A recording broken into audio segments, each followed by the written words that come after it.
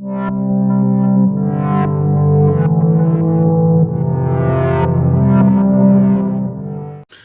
what's up there, YouTube friends? It's Grumpy Gamer Dad here, and welcome to Season 3 of Making the Nightmare.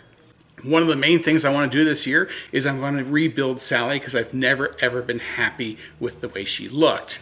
She started life as a windsock, and honestly, after this year's over, the only thing that will be left from the existing original Sally figure will be her head and maybe her hands. Everything else is getting rebuilt from scratch. As I said before, Sally started off as a windsock, a plastic head, and then her body was just fabric. These were her legs before, barely covered PVC. We're going to give those shape. To give you an idea of how small Sally was, this was her dress. The first thing I did with her is I framed her out.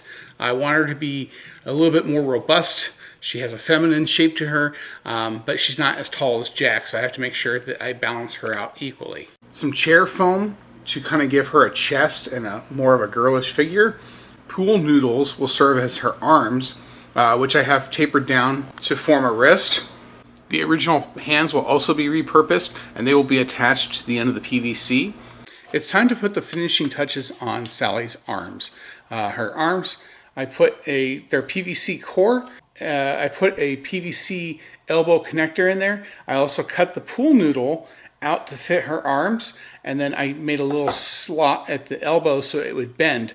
Now I'm going to glue it down into place. Add a little bit more pool noodle element here, and then I'm going to paint her using this color here. This is actually leftover house paint from my wife's home office. Now, one of the final things that we need to do to complete Sally is to put her stitches on her arms. I'm going to use a Sharpie marker for this.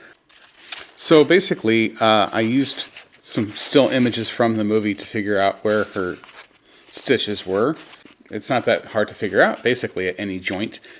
Her legs are still PVC, but they go into a larger pool noodle, a 3-inch wide pool noodle. Here's a side-by-side comparison of painted versus non-painted. The thing I like about this house paint is it does clean up all these little pores. We're just going to let the legs dry out now, and when they are, we will add in the stitching. And then they move down into her socks, which are from those witches' yard decorations.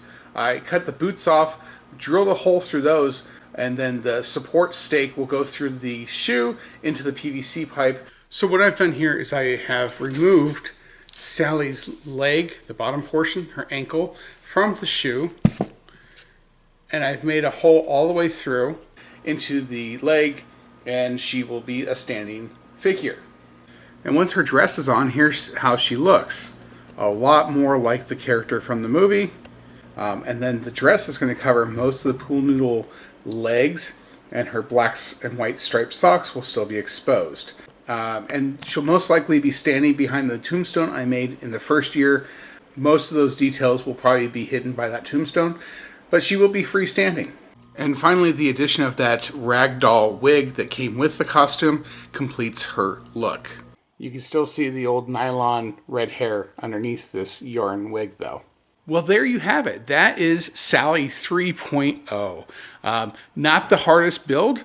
I just had to basically frame her out. A lot of PVC work. Her dress, I think, was about $20, $30 on Amazon. Everything else I repurposed. I actually will like this build better. She's taller. She actually doesn't look like this tiny little stick figure anymore. She actually has a female shape to her, even though she is a rag doll.